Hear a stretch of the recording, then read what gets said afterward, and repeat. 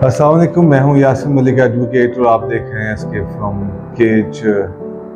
जब हम छोटे थे और गली मोहल्ले थे, ये सोसाइटीज़ और ये बहुत सारी चीज़ें नहीं थी, तो आमतौर पे सबके बच्चे बाहर गलियों में निकल कर खेला करते थे। उन बच्चों के दरमियान में लड़ाई झगड़े हर तरह की चीज़ें होती। इन्हीं लड़ाई झगड़ों के दरमियान में जब ये बात बड़ों तक पहुंचती थी तो आपस में लड़ाई झगड़ा हाथापाई, हालांकि बाज़-औक़ात बात कत्लो गारत तक भी आ जाती थी। लेकिन उसके बाद वो बच्चे कुछ दिन के बाद या कुछ वक्त के बाद फिर से इकट्ठे खेलते नजर आते थे। ये तो बात थी एक मोहल्ले की।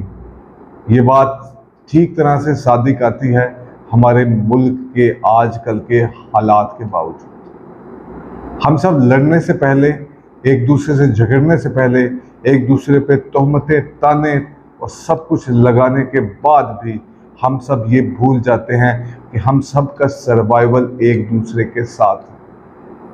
अगर मैं नहीं रहता तो दूसरे लोगों को भी रहने का जवाज़ ख़त्म हो जाता। मैं पाकिस्तान का एक हिस्सा हूँ जिस तरह से बाकी सब इस मुल्क का हिस्सा।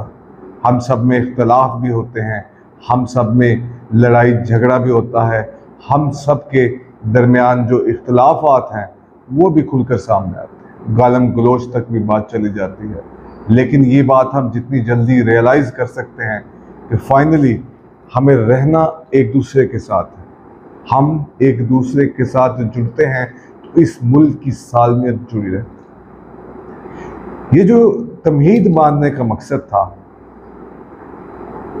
वो मकसद अभी हम आपको थोड़ी देर तक मैं आपसे डिस्कस करता हूँ। लेकिन इससे पहले कि जो इमरान खान साहब ने आज प्रेस टॉक की है, उसके अंदर उन्होंने क्या कह दिया। इमरान खान साहब ने सहाफ़ियों से बात की और अपनी गिरफ्तारी से लेकर आज तक के हालात की बात की। पहले इमरान खान साहब के पास रजीम चेंज ऑपरेशन और उस तरह की बहुत सारी बातें होती थी, लेकिन आज वो जुल्म और बर्बरियत की वो दास्तान सुनाते हैं जिसकी कोई मिसाल नहीं। उन्होंने प्रेस कॉन्फ्रेंस के दौरान ये भी बताया कि उनके तकरीबन 700 से ज़्यादा जो कारकुन हैं वो ज़ख्मी हैं। उन्होंने 27 कारकुनों की शहादत का क्लेम भी किया। उन्होंने इस सिलसिले के अंदर जो ताकतवर हल्के हैं उनसे जुडिशल इंक्वायरी कराने के लिए भी कहा कि ऐसा क्यों हुआ, रजीम चेंज ऑपरेशन हो या कोई दूसरे मामला हो। जब इमरान खान साहब को गोली लगी, अगर तब कोर कमांडर हाउस और दूसरी फौजी तंसीबात के ऊपर हमला नहीं हुआ तो अब ही क्यों। उन्होंने कहा ये तमाम चीज़ें इसीलिए इंडिकेट करती हैं कि कहीं ना कहीं कोई ना कोई साजिश हो रही है कि मुल्क के इदारों को बदनाम किया जाए और मुल्क की सबसे मकबूल पार्टी को पाक फौज के खिलाफ खड़ा कर दिया जाए। उन्होंने ये भी बात की जो हम बात अक्सर करते थे कि हर तरफ नफरतें बढ़ रही हैं, हर तरफ नफरतें ही नफरतें। नफरतों का क्या करेंगे? आज हरा भी दें, सब कुछ कर दें, कलअदम भी करार दे दें, लेकिन वो जो नफरतें सीनों के अंदर पैदा हो गई हैं उसका क्या करेंगे? हो सकता है आज डर भी नज़र आ रहा हो सकता है आज चीज़ें भी नज़र आ रही हों, लेकिन तब क्या करेंगे जब ये नफरतें कहीं ना कहीं नुक्ता अरूज तो पाएंगे। फिर उन्होंने 1971 के बारे में भी बात की। उन्होंने कहा तब की मतलब इस्टेब्लिशमेंट की तो हम सारे बात करते हैं, फौज के किरदार की भी हम बात करते हैं, लेकिन उस शख्स की बात क्यों नहीं करते जो असल में इक़्तिदार का भूखा था। अपने इक़्तिदार के लिए उसने मुल्क के दो टुकड़े करने से भी गुरेज नहीं किया। उस वक्त की भी जो फौज की आला कमान थी वो शख्सियत के साथ थी। कुछ मुफादात थे, कुछ और चीज़ें थी, कुछ सोच थी, कुछ गिरफ्त थी, कुछ नफरतें थी। उस वक्त के जो वज़ीर आज़म बनना चाहिए था, मेजोरिटी के बावजूद उसको नहीं बनाया गया, जिससे नफरतें पैदा हों। जब नफरतें पैदा हुई तो उसका नतीजा कभी अच्छा नहीं निकला करता।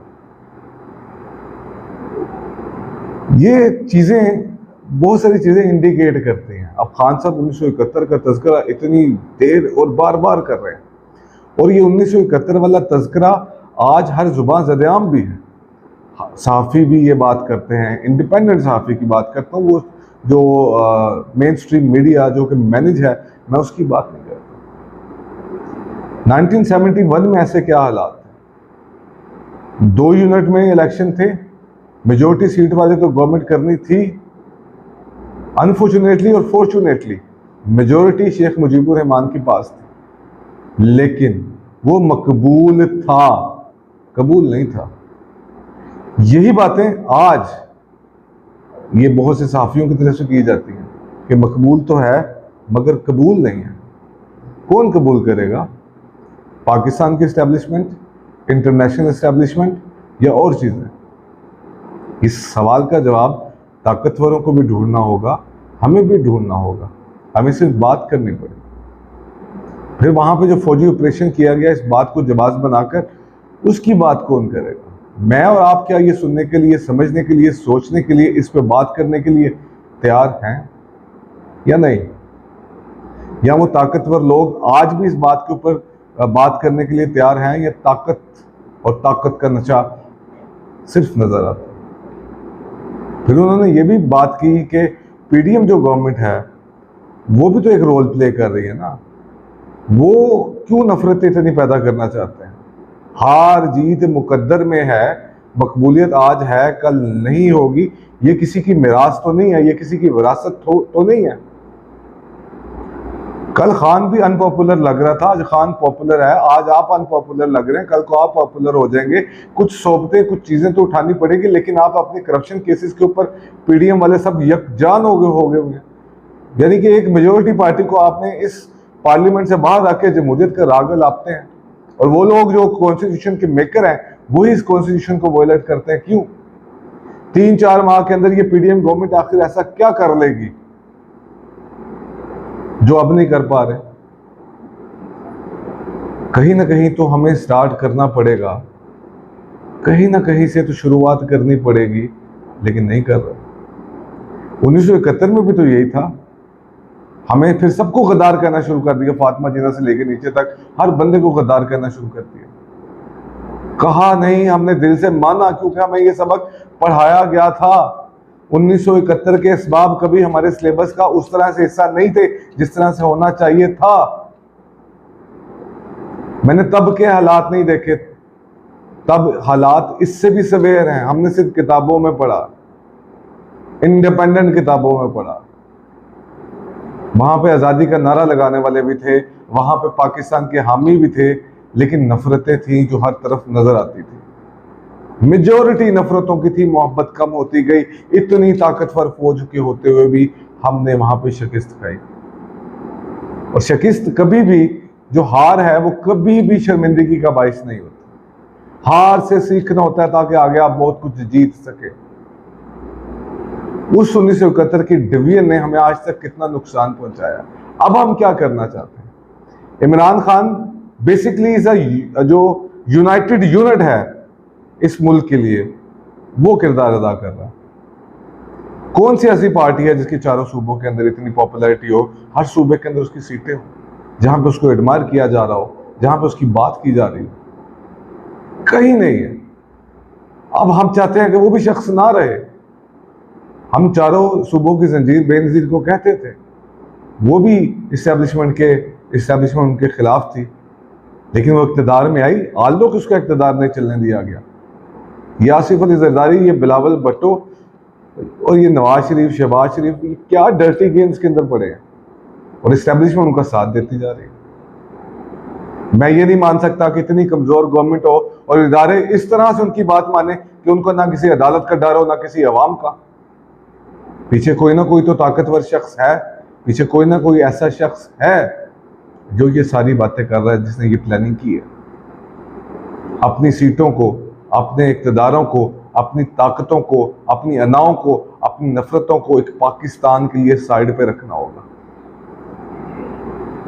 अगर आप इतनी बात करते हैं ना, तो आप इंडिया का एक सोशल मीडिया प्लेटफॉर्म को मेजर गौरव आर्या आता है, आप उसकी टॉक सुने।